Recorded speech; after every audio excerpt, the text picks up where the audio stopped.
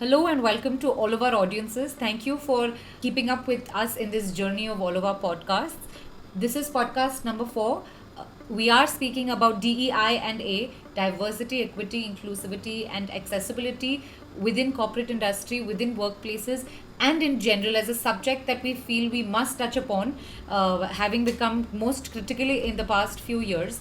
Opportunities are strife, and we're seeing the younger generations and people change the way they do things, the way they include various genders, various racial sectors, and we've seen corporate organizations make large scale changes to include different backgrounds, different people, different kinds of associations to ensure that the future does remain a little more harmonized.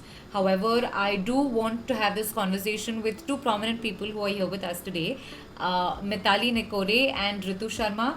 Mitali is founder of Nikor Associates. She is an economist and a researcher, while Ritu is director of international enterprise services with Boeing, and she leads a lot of associations within the organization for diversity, equity, and inclusivity. She is also lead for Boeing Women's inclusivity, if I'm not wrong. Welcome on board, Ritu and Mitali, and thank you so much for being part of this and doing this with us. Thanks, Dhwani, for having us. I'm looking forward to the conversation. Thank you, Dhwani. Looking forward to the discussions. I'm just going to dive right into the topic, okay? We are speaking about two different perspectives today, and as someone in the leadership position today at Boeing in a corporate organization, having been here for 20 plus years, Ritu, I really want to know from you about how your journey has been. How easy or difficult it was to be a woman back in the day, trying to make it big and sticking around. I know that the fallout rate for women in any work sector is quite high. Especially in the corporate industry where women do drop out, or not just women, right? This is about racial inclusivity as well.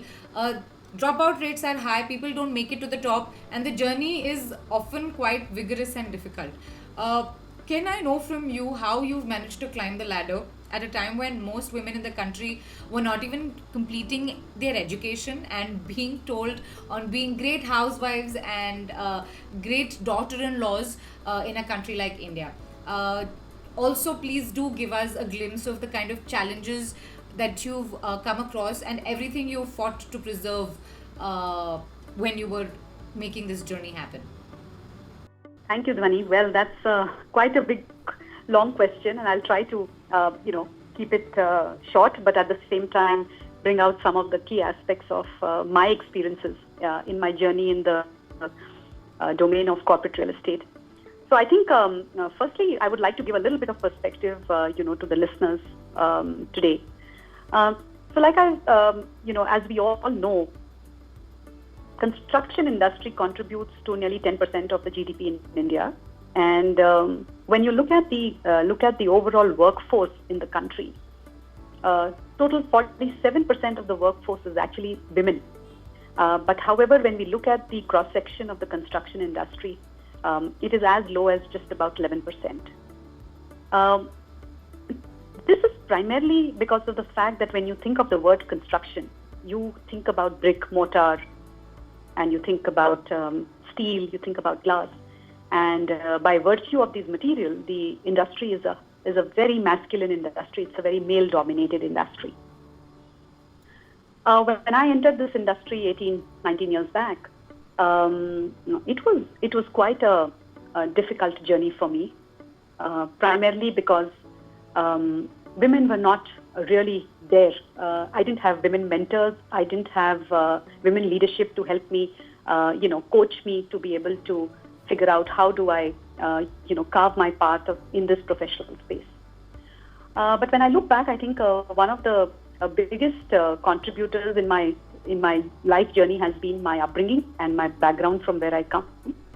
I think born into a minority Sikh community, I think my parents were very, very open to make sure that the children at home were educated, and at the same time they were standing on their feet to fend for themselves. We were three sisters, and I don't think my parents have ever compromised in our upbringing in terms of education and learning that we've gone through. And my dad would always, tell us that even if we were a girl child, he would always tell us that, you should have courage in yourself, you should have conviction in yourself. And if you are sure that you're right, you should not shy away from speaking up. But please don't forget to be humble while you bring your points across. And I think that has stayed with me ever since I was growing up. And it has helped me because there were many times where I had to, with a lot of courage and conviction, make space for myself in those boardroom conversations with top leadership within the organization, and to be able to represent my organization at a customer location. And eventually, when you deliver it, when you are performing and when you are walking that extra mile and you've established your credibility, I think things start to look much better. So I think that has been my journey in a nutshell, when I look at establishing myself in the corporate real estate fraternity. On the biases, I definitely want to say that, this industry that I come from has a lot of unconscious bias towards gender, towards, affinity bias is another thing that we often, come across, because being a male-dominated industry, you tend to, relate to people who are of your kind, and that's what happens in most of the cases. But today we are at a very, very different junction. I think many organizations across the pyramid, when I look at whether they are service providers, whether they are consultants, architects, construction companies, or client organizations who are using occupied space, all of them have been pretty open, because I think they've realized that diversity and inclusivity is the key parameter for organizations to succeed. It's one of the most important tipping points, if I may say, for organizations to be able to progress. And with that, all organizations have opened and spread their arms to be able to bring in more inclusivity into their respective organizations. And that's where I think the career opportunities for women are too many. And but I would say that, it's all about being able to establish your credibility. It's about having the courage, conviction, and make sure that you have the courage constantly in order to know that you're able to, move forward in your journey. Thank you. Ritu, we were having a candid conversation this other time, and I remember speaking about making the fact that all of these corporate organizations now have agenda and policy and little circles to talk about the very topic, right? To make sure there's a change, which means that if you're going to make the organization a little better, you're going to look at a brighter future, you are going to hire particular diversity candidates. You're going to hire hire people to enable initiatives for equity and inclusivity the firm. And we're talking large scale changes. As someone who has been subject themselves to a lot of differential bias, for example, when vendors in the real estate sector talk to us, I find that a lot of the vendors prefer talking to men, and they don't look at or communicate with women directly. So if there's an intern sitting with you as a woman, and you're at 10 years of experience, and the intern is merely an intern, but he's a male, he gets talked to, and the lady with the 10 years of experience does not get spoken to directly, right? These are the little things that I myself, being from a slightly more evolved generation, have faced. And I feel like when someone says you're a diversity candidate, or when you says that you are hired because of the place you come from or the stand you take in your life, that's a little more offensive to me. And I'd like to be known as someone who's been hired for the quality that I bring to the table, for the work that I bring to the table, and the content, as opposed to just the the diversity factor. So do you think this is a good way to go about it? Do you think it's okay to have diversity hires and as opposed to make the entire process completely unbiased? Say that interviews are going to be anonymous, no names on paper, blind interviews where you can't see the face of the candidate, and things like that. It does happen in a few places, and it is an experiment right now. But what is your experience with the same? So I think on a personal note, if somebody tells me I'm being hired because I was a diversity candidate, it won't go too well with me. I think I'll feel very dejected, to be honest, because while yes, I represent the women or the female gender. At the end of the day, I should be hired because of my credentials and because of my capability. And at that time, there is no gender bias. Like they say, may the best man win, irrespective of whether you are, on the larger community, a male candidate, a female candidate, or for that matter, you represent the LGBTQIA plus community. I think the best person should get the job.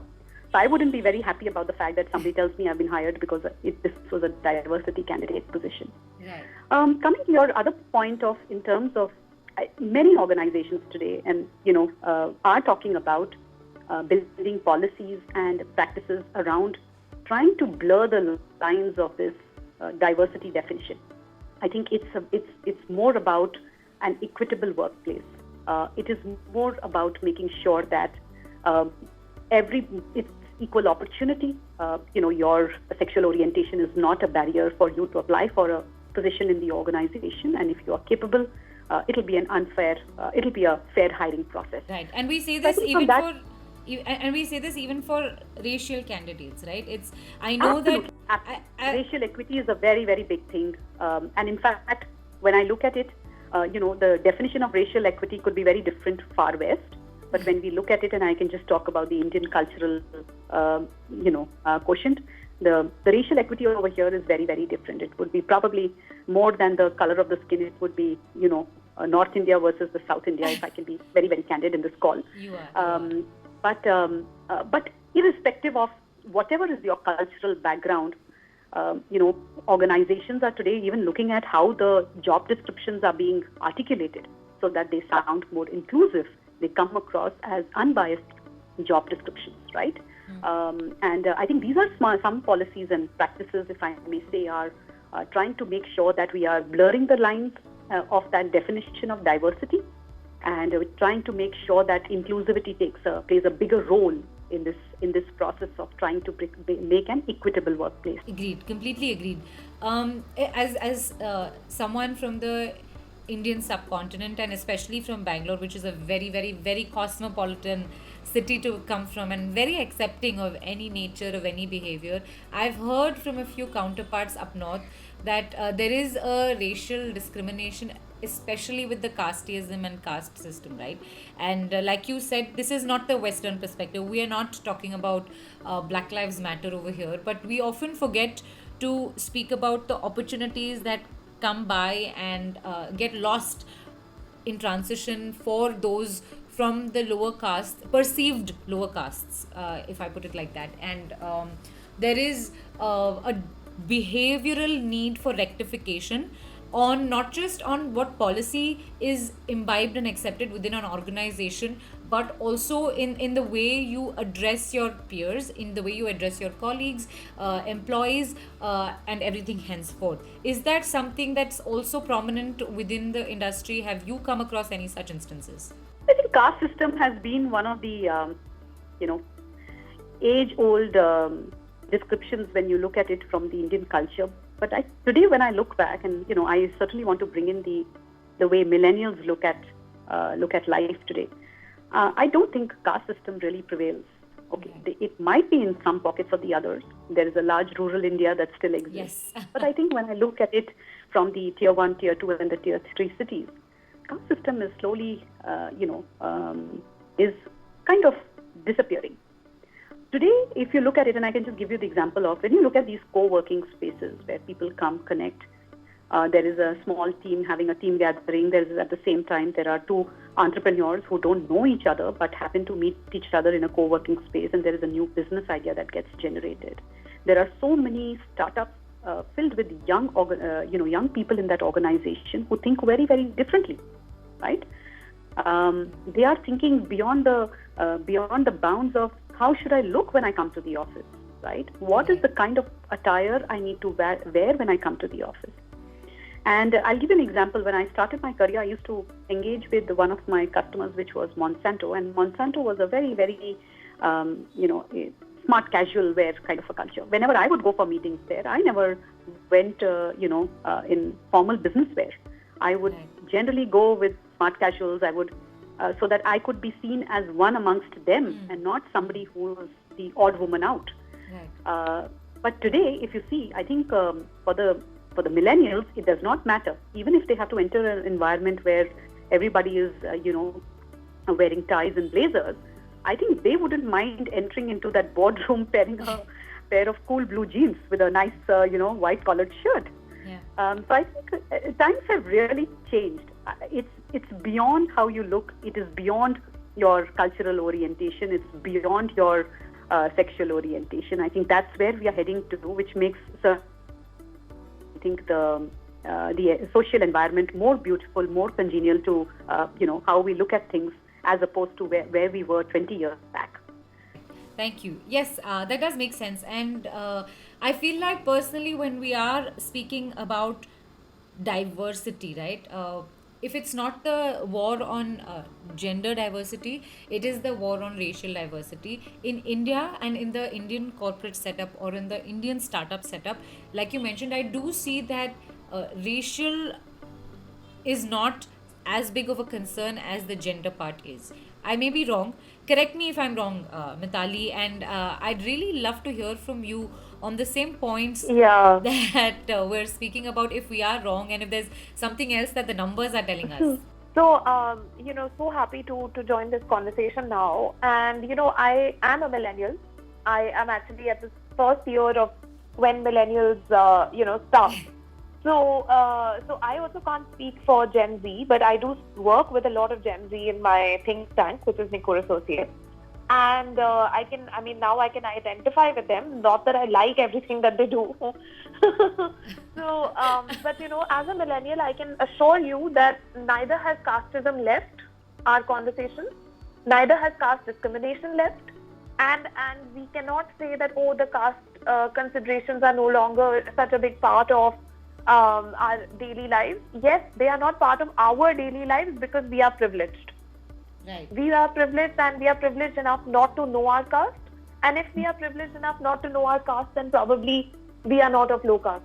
That is a very highly likely scenario. And research from Bahujan Economics, which is a think tank that I highly request people who are listening to this podcast to take a look at them, and I respect a lot, has done tons of research to show the prevalence, and not only the prevalence, but the in-depth manner in which the intergenerational privilege that is passed on from one family to the other, and that the biases that it creates in terms of caste. So I don't think we can at all say at any point that that caste is gone. Second, on millennials, definitely I don't agree with a number of things.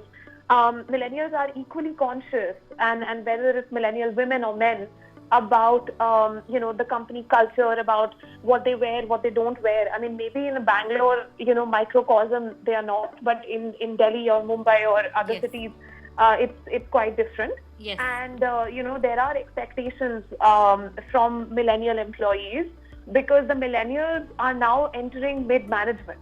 Right. And Gen Z is the new generation which is coming into the junior roles. So when we are managing Gen Z, we are dealing with a set of generations just coming in which is much lower in skills than what can be imagined, because there's a lot of learning gap, and we have to train them. At the same time, you have to take the guidance from the leadership and keep their priorities in mind. So when you are in mid-management as a millennial today, it's not an easy balance.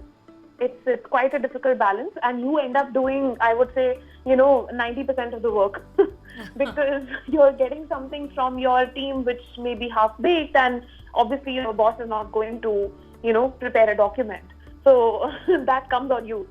So, and in that environment, when we look at the research that Nikkor Associates has done, We've looked at diversity, equity, and inclusion initiatives in Nifty 50 companies. We've spent almost 2 years preparing a gender primer, which talks about this research, but also provides a 5-stage action framework for companies to think through their diversity initiative. And the one big message, and I'll obviously talk about the data as well, but the one big message that comes through this research is that there is an action and intention gap when it comes to diversity.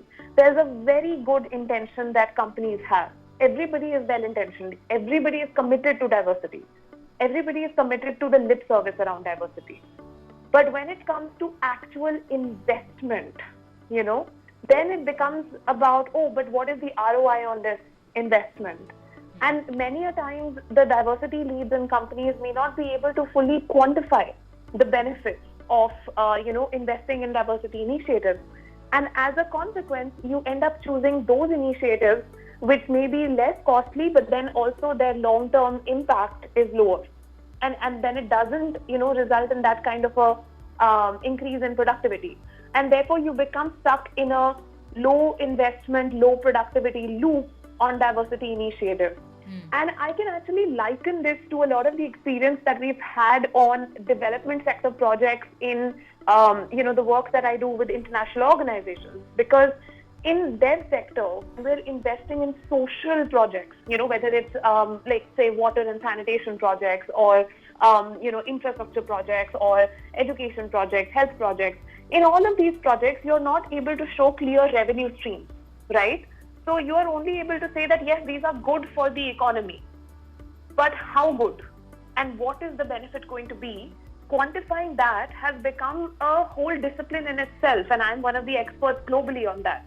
So that's why I'm trying to apply the same learnings that we've had with economic cost benefit analysis for dev sector projects to diversity initiatives to say you will have a return of investment. Maybe that will not be a financial return, but there will be a productivity return that you will start to see impacting your bottom line in 4 years, 5 years, 10 years, So we can quantify that. I'm sorry, while you say that, I personally feel like, yes, there may not be a way to quantify the return on investment, but I feel like the kind of thought leadership that comes from a diverse table does actually result in a much larger number of initiatives, or in a much larger think tank, and just idea generation that converts into good business is very, very high, and it's been proven. So yes, I'm agreeing with your point. Dhwani, Ritu here. Yes, yeah, Ritu. Dhwani, Ritu here. I just wanted to bring a little bit of a diverse perspective to this. Right. I don't think that organizations do not recognize that diversity and inclusion is a very, very important parameter for an organization to grow and to grow above and beyond when it comes to their businesses. I think this is something that was recognized way back in 2004, 2005. At that time, when I remember I used to work with Sodexo. Sodexo was working towards a lot of initiatives towards trying to bridge the gap of gender representation in the organization. One of the parameters that I remember distinctly was that they were consciously trying to bring in a factor of 35% women leadership at the top executive level, which means the top leaders of the company, 35% of that team should be a woman representation. So this is not something that organizations don't realize or are not committed to. I think one thing we need to realize when we look at this whole DEI and A initiative, a lot of it has got to do with trying to drive a culture change, right? And Exactly. driving a change in culture cannot happen overnight. It takes time. Yes. So, to the point of... Sorry. Yeah, go ahead. Sorry, I think I'll just chime in on, the culture change point, because I think that's so important to, to highlight and discuss and just get into a little bit of depth there and unpack it a little bit. So I'll give you 2 examples, Dhwani. At our Gender Primer launch event, which happened on 15th of March, we had the co-founder of Zomato and we had one representative, the head of HR from Grip Invest. Two completely different organizations dealing with one single policy, which is period leaves. And Zomato said, we absolutely love the period leave concept. Our employees love the period leave concept. They are using it and they want it to stay. Grip Invest, on the other hand, comes and says, our employees don't want to be counted, don't want period leave. They don't want any exception. They want sick leaves to be increased because they are hesitant to ask their managers specifically for period leave. And also they don't want, it to be earmarked like that and to say that, oh, it's a period leave, So this just actually talks about company culture. And also the second aspect which comes up is the society and social culture and the context in which we find ourselves. I think that my generation of women is no longer comfortable and will no longer accept. In fact, we are just not willing to accept that, men are not going to work and contribute in the house. And yet they are having to. Many of my friends who have, especially the ones who are, now on the brink of motherhood, they have had to take breaks. They have had to take a step back from their careers because their spouses are getting paid more and their spouses are unable to make the time. So there are two issues here. One is unpaid work and the second is the gender pay gap. And as long as companies are not going to invest in care services and care infrastructure, now it's not just about we are setting a target to have X number of women in each level. No. How can you have women if you're not going to support them with actual services, actual questions, Mitali, if you see today, just to that point of yours, and I agree with you, it's a culture between Zomato and the other organization where some places they are comfortable to recognize period leaves versus an organization where they're uncomfortable talking about it. Yeah. But net, if we are able to provide, irrespective of the category of leave, if we are able to provide some kind of a leave, additional leave for women, correct, I think that should do it, because inclusivity is not about standing out. It's about using diverse ways so that everybody can participate. Right? Completely. Yeah, and coming back to, let's look at our Maternity Act. When I was in a family way, I had just about 3 months to get done with my maternity leave, right? And then we would go around with leave without pay for an extended period if the conditions correct, at home were not there for some kind of a support system. And the paternity leave from organization to organization would vary from 5 days to 15 days. Today, if you see the maternity leave, which the government of India has granted in 6 months period. Plus also for the fathers, the maternity leave has increased in terms of tenure. Daycare services today across organizations have become gender agnostic, which means whether you are a father, whether you're a mother, whether you're a single parent, irrespective of that, today organizations are providing daycare. In fact, when I was in a family way and I had my little one, I didn't have daycare services as well. So I had to go through a lot of struggle over there. Of course. I still remember carrying my little one for meetings to different cities. And I had, those women at my client organization saying, don't worry, get her along. We'll look after while you go finish your meeting and come back. So I had that kind of support. And but today's day and age, I think there is lots that has changed. And I think we should, like I said, cultural change takes time. Right? Couple of numbers. Crashes. Yeah.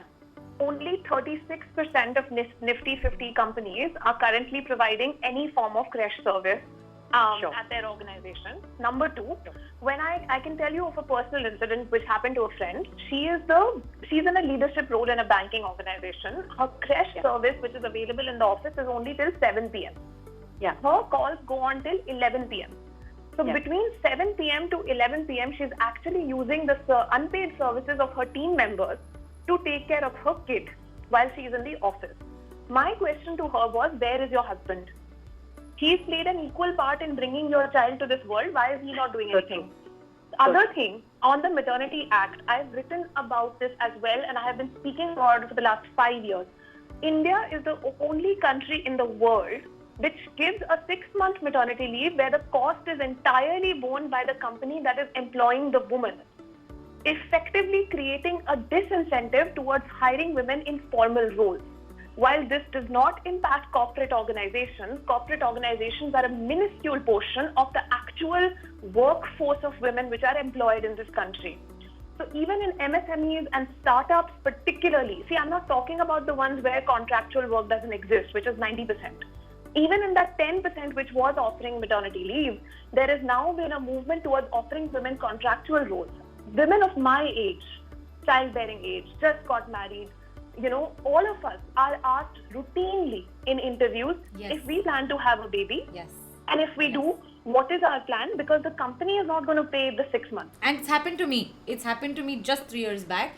I was asked by an interviewer very politely, I don't mean to sound rude, but are you actually planning to start a family? I've just had 2 women leave my office for the same reason, which is where I did not want to join the company, because they left the organization since the employer did not want to bear the costs of their maternity. And I don't fully disagree with the employer perspective either. I mean, when 2 people are involved in creating a baby, why is only one organization paying for the maternity leave? It should be a shared cost between the 2 organizations that employ the individuals, or, if the man is not employed or self-employed, he has to pay his share. Why is he let off the hook from the cost of the maternity leave? It should be parental leave, and it should be gender-neutral parental leave that 6 months are there for you. You guys split it the way you want. If the man wants to take 6 months of paternity leave, why not? The woman can go back to work once she's medically fit. Who said that women have to be around for their kids to be growing up? And very rightly so, right? When we have a large amount of our talks revolve around policy changes for inclusivity and diversity, we do talk about design. We've started saying there are gender neutral bathrooms. We've started saying there are spaces where we are going to make things neurodiverse, where conversations are going to be around having a small community or a help group or a support group for every kind of community or every kind of gender or every kind of requirement within the organization. But the policies don't change. The policy for large scale inclusivity doesn't change. And when you look at it, the entire load, whether look, if myself and my partner are lesbian parents expecting, then which one of the 2 are responsible for the maternity leave or the burden from the employer to be able to give the 6 months off and pay for the entire duration? Or if we're both fathers, if we're both gay parents, then which one of the 2 again neither of the 2 go without any amount of compensation from the organization, right? This is a talk not just about a husband and a wife which are gender conforming. This is a huger conversation where policy does not include what happens if you're a single parent, what happens if you're both male, what happens if you're both female.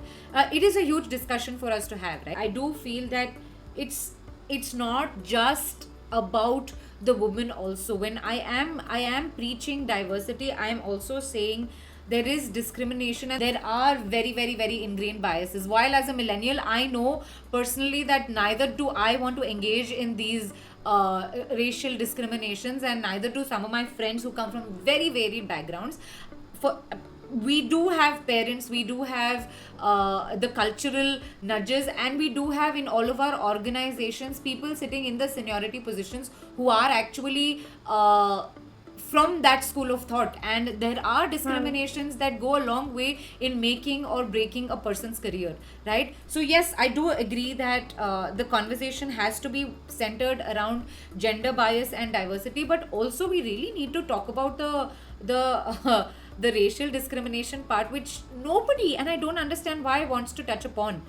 Is this something that you guys have also seen within the organization, within the corporate structure, through the journeys that you all have made? Yeah, I've not experienced discrimination at a, if I can say, at a Racial level? cultural level or a racial level. On an aggregate level, when we look at data, it's fairly evident that when it comes to, say, entrepreneurship or MSME sector employment, those are 2 areas where definitely we don't have gender disaggregated data, and we don't have disaggregated data on different religions and their ownership much, which is updated and relevant for 2022. But as of 15, 16. Of course, the oldest data that we have, which is available in Government of India statistics, is shows that of course only 20% of enterprises are led by women. Not solely either. I mean, they could be in partnership or something like that. And most of them are sole proprietorship, which means that they don't employ anyone.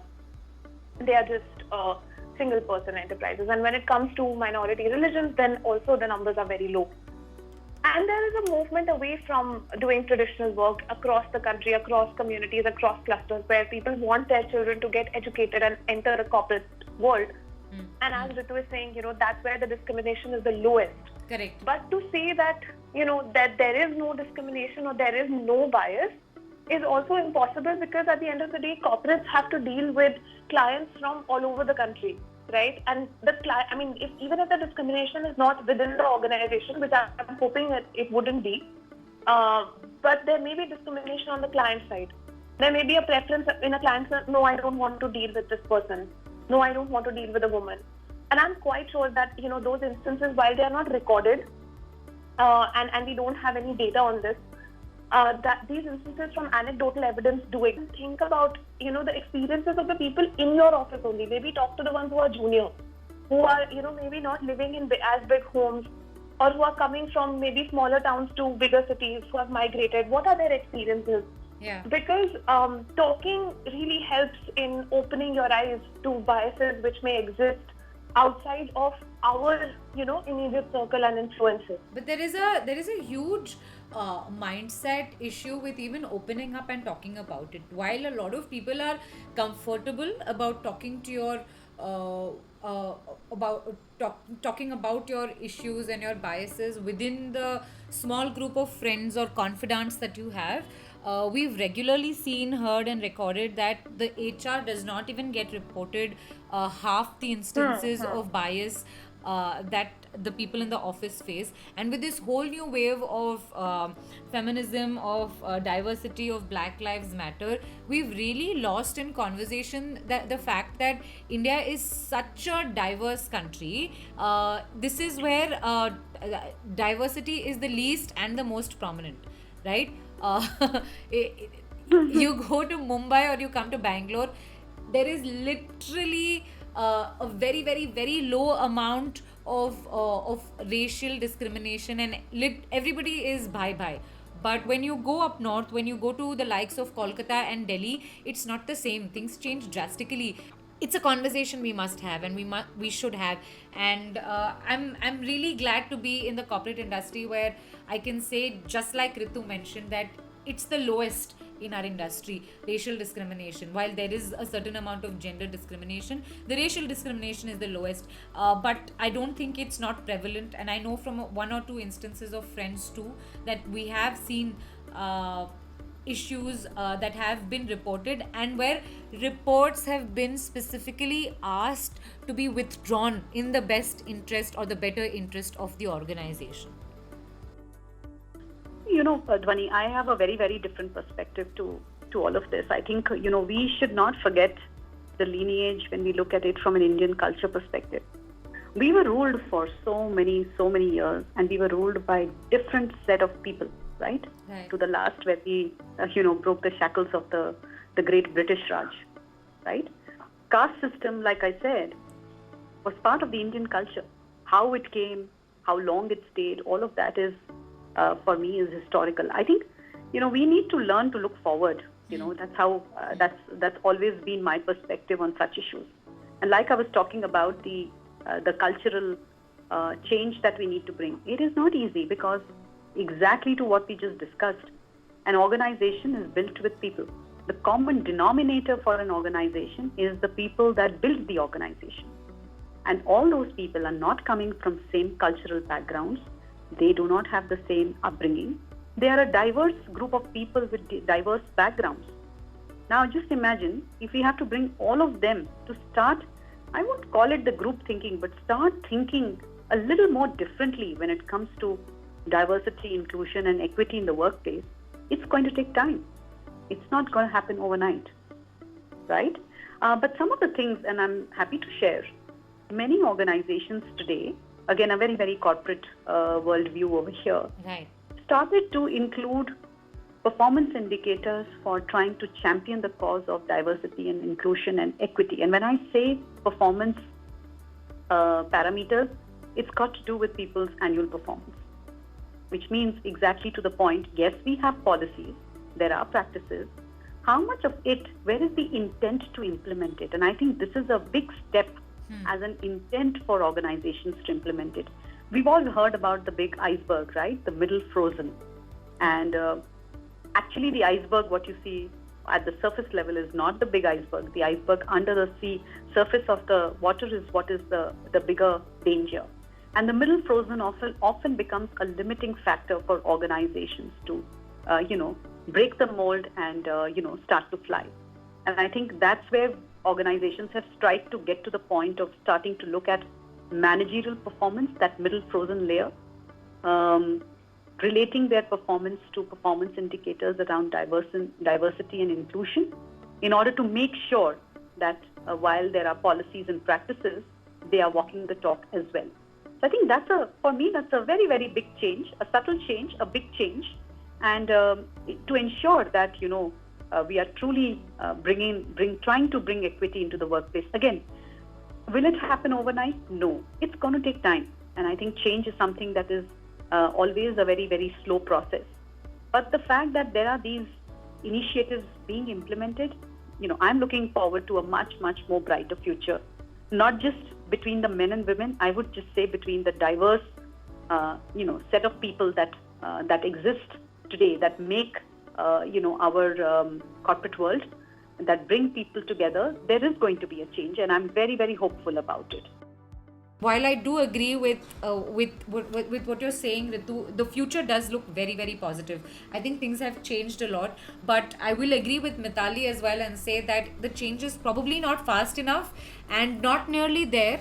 And we need to converse about this as often as and as much as possible in every circle, in every group, at every chance given. Not to dampen the mood, but just to ensure that one friend of yours who's never been underprivileged in any possible way knows that there are others around who need that support from him, even if he or her, for that matter, because speaking about it will help. Propaganda helps. Talking about it helps. Changing your parents' attitude, even though they're adamant, helps. Even if it does not help today, it's going to help you tomorrow, day after, or someday in the next 5 years or so. Right. Thank you so much, Mitali, and very grateful to you, Ritu, time, and I really appreciate the points both of you brought to the table. I'm going to close this note and thank our listeners for being with us and patiently allowing us to put our minds forward. Thank you so much, Mitali. Thank you, Ritu. Good evening. Have a great day.